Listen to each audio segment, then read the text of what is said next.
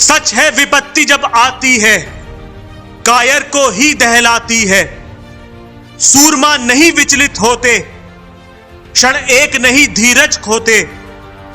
विघ्नों को गले लगाते हैं, कांटों में राह बनाते हैं।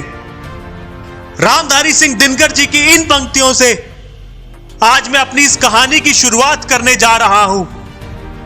आज मैं बात करूंगा एक ऐसे वीर योद्धा की जिनकी प्रेरणा से आज भी भारतीय सैनिकों का सीना गर्व से फूल जाता है।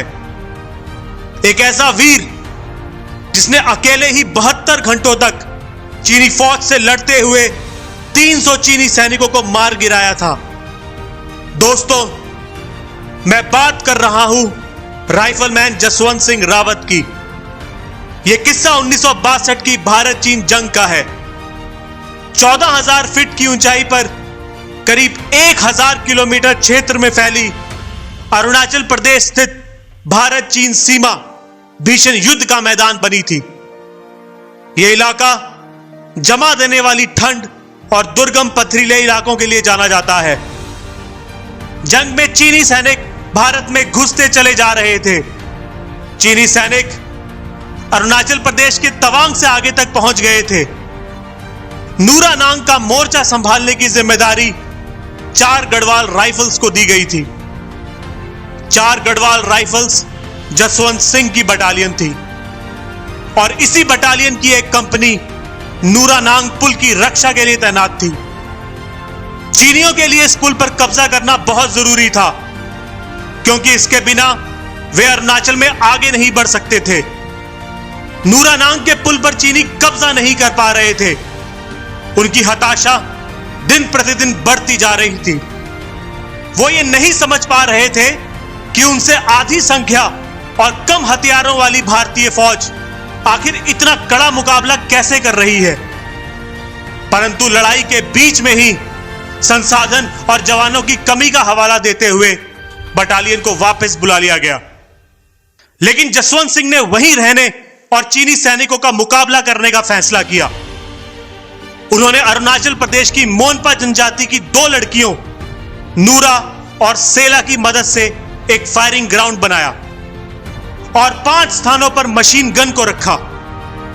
उन्होंने ऐसा चीनी सैनिकों को भ्रम में रखने के लिए किया ताकि चीनी सैनिक ये समझते रहें कि भारतीय सेना बड़ी संख्या में है और अलग अलग स्थानों से हमला कर रही है।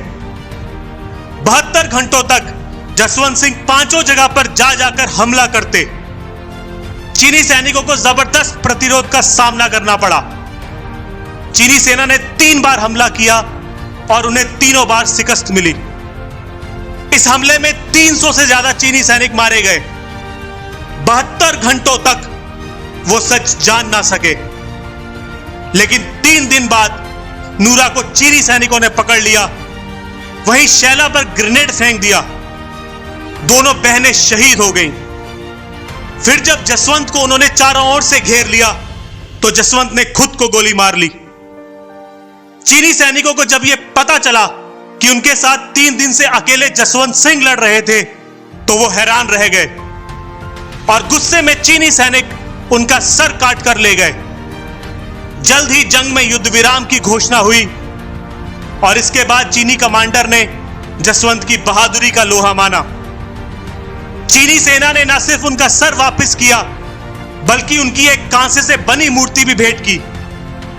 जसवंत सिंह जी को उनके अदम्य साहस व पराक्रम के लिए महावीर चक्र से सम्मानित किया गया। नूरा और शैला की शहादत को याद रखने के लिए पोस्ट के पास भारत की 2 पहाड़ियों को नूरा और शैला का नाम दिया गया। इस लड़ाई के लिए 4 गढ़वाल राइफल्स को नूरानांग युद्ध सम्मान दिया गया। दोस्तों, जसवंत सिंह ने जिस स्थान पर चीनी सेना के 300 जवानों को मौत के घाट उतारा था, उस स्थान पर उनके नाम का एक भव्य मंदिर भी बनाया गया है तथा इस पवित्र मंदिर में चीनी कमांडर द्वारा सम्मान स्वरूप सौंपी गई इस बहादुर की मूर्ति को स्थापित किया गया है। इनके नाम पर नूरनांग में जसवंतगढ़ का एक बड़ा स्मारक भी बनाया गया है। यहां उनका प्रत्येक सामान संभाल कर रखा गया है। जसवंतगढ़ से गुजरने वाले सिपाही से लेकर जनरल तक इस स्मारक को सैल्यूट किए बिना आगे नहीं बढ़ते। यह एक ऐसी वीरता की कहानी है जिसने एक राइफलमैन को हमेशा हमेशा के लिए अमर बना दिया। भारत माता के इस वीर सपूत को कोटि कोटि नमन। और मैं अंत करना चाहूंगा रामधारी सिंह दिनकर जी की इन पंक्तियों से। जीवन उनका नहीं युधिष्ठिर जो उससे डरते हैं, जीवन उनका नहीं युधिष्ठिर जो उससे डरते हैं, वह उनका जो चरण रोप निर्भय होकर लड़ते हैं। अगर आपको भी भारत माता के इस वीर सपूत के शौर्य की कहानी पसंद आई है तो वीडियो को लाइक करें, चैनल को सब्सक्राइब करें और आप अपने विचार मुझे कमेंट बॉक्स में लिखकर जरूर बताएं। जय हिंद।